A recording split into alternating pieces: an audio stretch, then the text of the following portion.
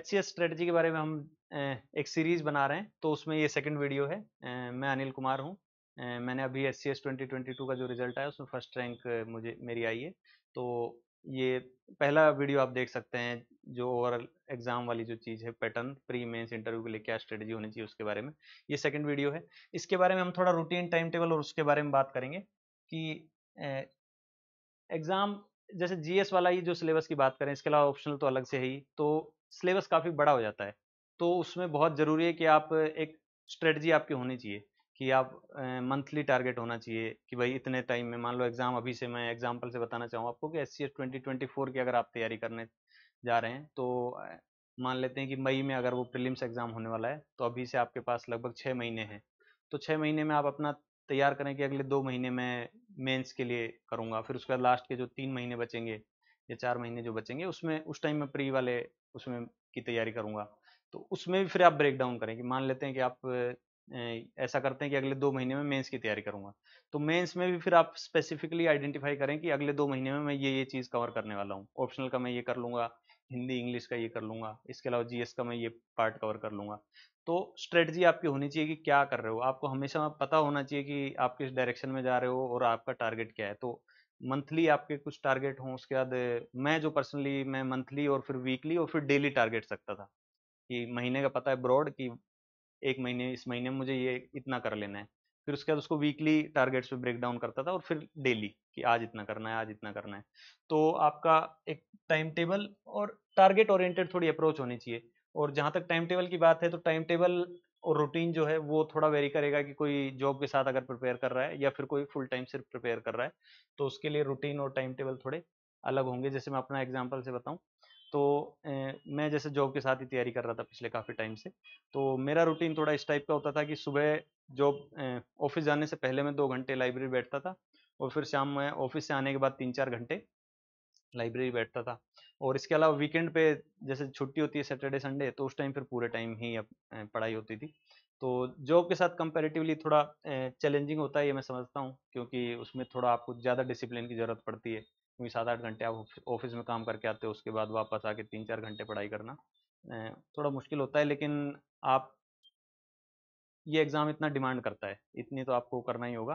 तो इसके अलावा जहाँ तक जॉब की बात है, मैंने बताया कि जॉब के लिए रूटीन इस टाइप का था, और फुल टाइम आप प्रिपेयर कर रहे हैं, तब आप अपना पूरे टाइम प्रिपेयर कर रहे हैं, तो अपने टारगेट्स रखें कि भाई मुझे आज ये अचीव करना है। टारगेट्स आपके जैसे बताया डेली, वीकली, मंथली, इस टाइप से आप जैसा आपको सूट करे।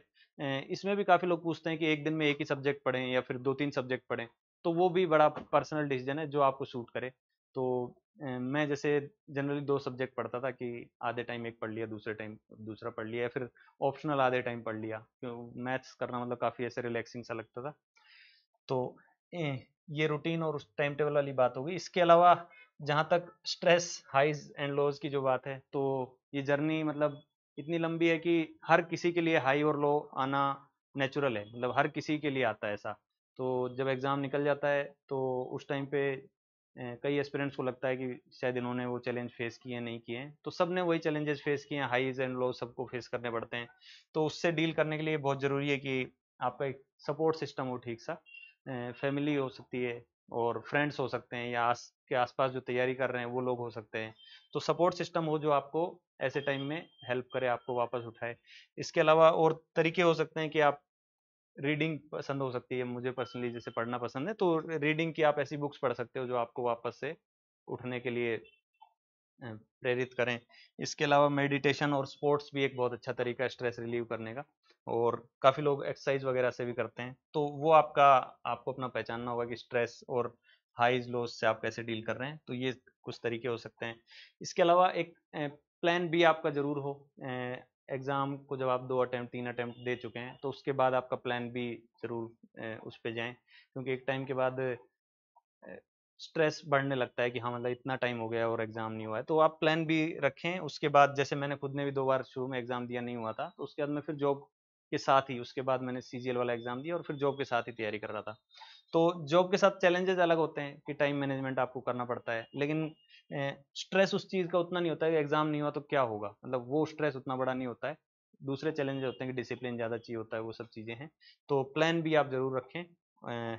तो ये भी एक स्ट्रेस से डील करने का तरीका ही मैं समझता हूँ।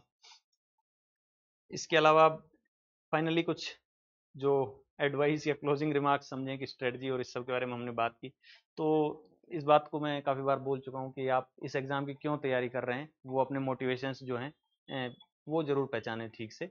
सबके अपने अलग अलग मोटिवेशंस हो सकते हैं, तो वो आप मोटिवेशन पहचानें, क्योंकि जब लोज आपके आएंगे, जो मुश्किल टाइम आएगा, तो आपको वो उन मोटिवेशन से फिर से अपने आप को कनेक्ट करना होगा।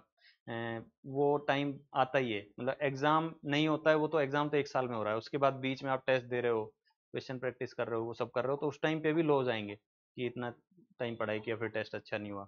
तो उस टाइम भी डील करने के लिए, और जब एग्ज़ाम मान लो अच्छा नहीं होता है, तो उस सब से डील करने के लिए आपका एक्चुअल मोटिवेशन क्या है, उससे आपको रिकनेक्ट बार बार करना पड़ेगा, तभी आप वापस से उठ खड़े हो पाएंगे।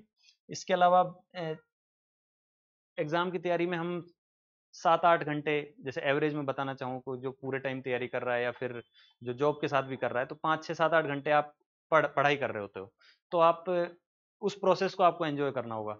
तो एक क्यूरियोसिटी वाली फीलिंग आपके अंदर होनी चाहिए कि जो आप पढ़ रहे हो, कि तो उससे रिलेटेड जब वो प्रोसेस को जब आप एंजॉय करेंगे, तो वो उतना स्ट्रेसफुल नहीं होगा। अगर पढ़ने को आप बर्डनसम बना लेंगे कि इतना पढ़ना है, 8 घंटे पढ़ना है, जैसे काफ़ी लोग पूछते हैं कितने घंटे पढ़ना होता है, तो एक टाइम के बाद जब प्रोसेस आप एंजॉय करते हो, तो घंटों पे ज़्यादा ध्यान भी नहीं जाता है। तो प्रोसेस को आप एंजॉय करें, एक क्यूरियोसिटी वाली चीज़ रखें। तो इसके अलावा सपोर्ट सिस्टम और प्लान बी की मैं जैसे बात कर चुका हूँ, तो वो भी आप ज़रूर रखें, वो भी आपको अपने लॉस से और उस सब से डील करने में काफ़ी हेल्प करता है। इसके अलावा अगर कोई क्वेश्चन आपके होते हैं इन तीनों वीडियो वाली सीरीज़ में इससे रिलेटेड, तो आप कमेंट्स में भी मेंशन कर सकते हैं, तो उसका कोशिश करेंगे कि रिप्लाई कर पाएँ तो इस वीडियो में इतना ही है। Thank you.